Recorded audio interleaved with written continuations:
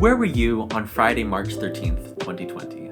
If, like me, you live in North America, then that's not a hard question to answer. I can recall exactly where I was, who I was with, and the giant-ass bottle of soap that I packed for no reason. Why did I pack this? But I think a more meaningful question to ask is, who were you on Friday, March 13th, 2020? When I look back, I see a boy.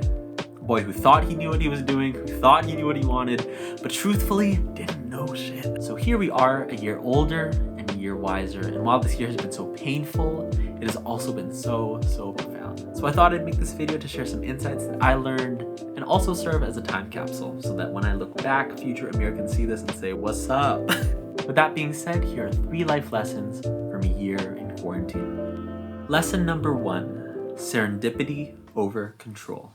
Your boy used to have everything planned out for 20 years. I had my 1-year plan, my 5-year plan, my 10-year plan, my 20-year plan. I was that kind of dude. But this year taught me that we control nothing. And what looks like us being in control is simply reality aligning with our expectations of what we think should happen. And when things aren't in control, it's reality not lining up with those expectations. But in reality, life is just happening and doesn't care about your expectations. It just is the way that it is. Serendipity is a really pretty but overused word. It's used as the name of ice cream flavors, of yoga studios, of fashion brands, but the true meaning and origin behind the word is so much more profound. As I was reading through this book right here, The Happiness Paradigm / Happiness Paradox by Richard Eyre, I came across this story. It's this ancient Persian fable called 3 Princes of Serendip. Serendip is the ancient name of a teardrop-shaped island off the southern tip of India that we now call Sri Lanka. And the fable goes like this.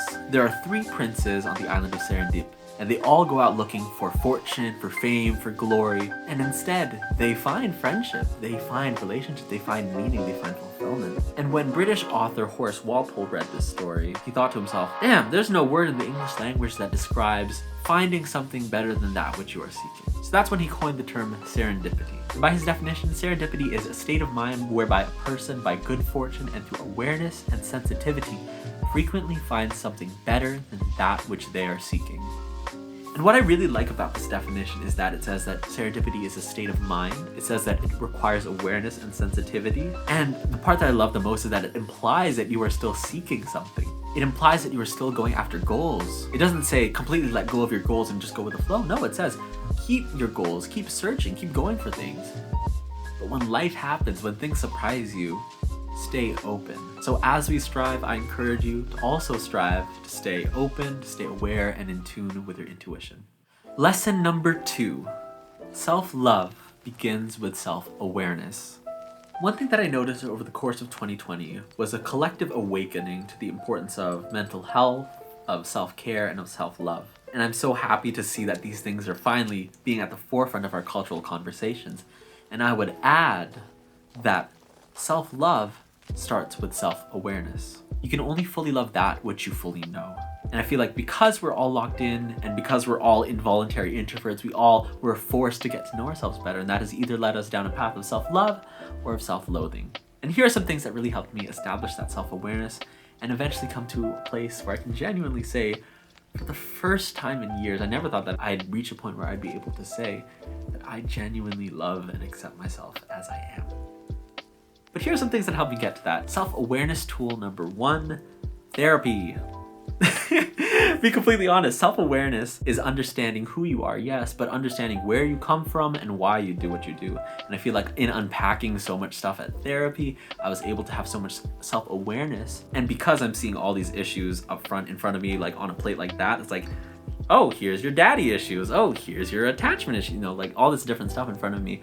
I'm able to then give that love. And I think learning to give the dark parts of yourself love is such a mature and important thing. Another tool that really helped me that you've probably heard tons about is journaling.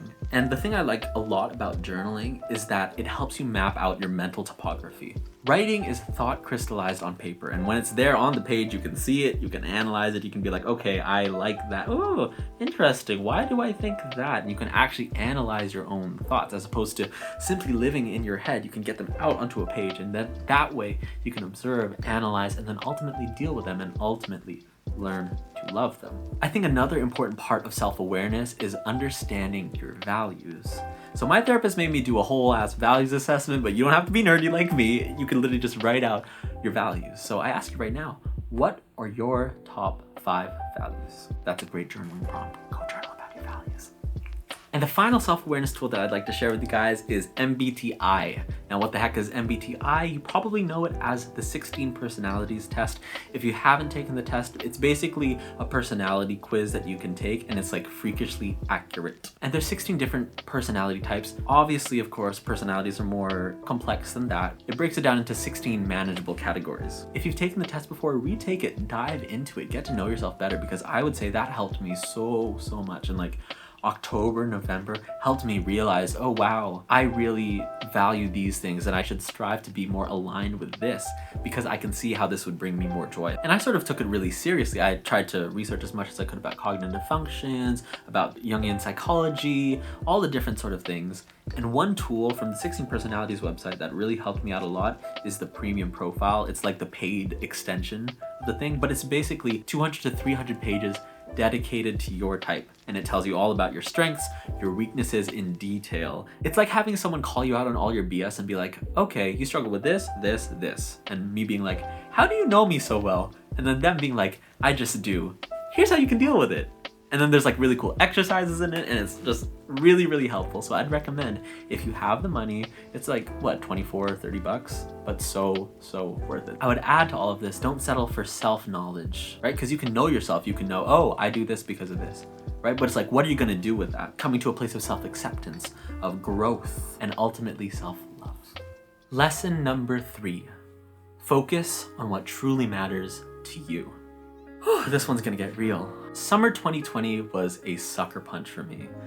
I was running really fast, achieving all these goals, sold out show, EP, songs, TikTok, content, everything, 9 videos a day. I was running so fast, and summer 2020 was just like, bam, straight into a brick wall. And in hitting that wall, I realized that so much of what I was doing was for the validation of other people, for the acceptance of people that I didn't know. It was so ego-driven.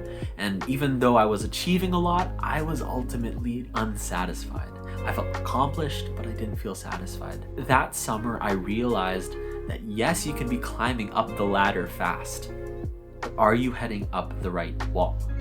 I had let society's definition of success eclipse my own definition of success. I had let society tell me what I should be striving for. I'd let society tell me what success looks like, when in reality, that wasn't what actually satisfied me.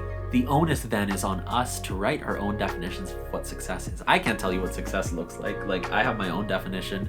Let me drink some water from my purple cup real quick. And that's sort of why I dropped social media when things were seemingly taking off. I remember a lot of friends were DMing me. It's like, why did you disappear off of TikTok? You're like, you finally hit 100,000 on TikTok. Why are you disappearing? I want to clear up, I'm not anti-social media. I am pro-conscious consumption. So please engage with social media. If it makes you genuinely happy, go for it, please. I just want to remind you to check in with yourself and to see, okay, why am I doing what I'm doing? Am I trying to fill some certain void? Am I trying to gain people's validation, people's acceptance? Just reminding you, that's all. And just sort of sharing where I'm at, because that's where my head is at. We're on this journey together. So if there's things that have helped you, please, let's have a conversation. DM me, drop it in the comments. That's not just an engagement hack. I genuinely want to talk to you guys. I could care less whether or not you like and subscribe. If you like, you'll do whatever you feel right. Realizing what truly matters, I think, is how I would define 2020, early 2021. And what matters to me now is inner peace, relationships, contribution, growth, and purpose. So I ask you, what truly matters to you?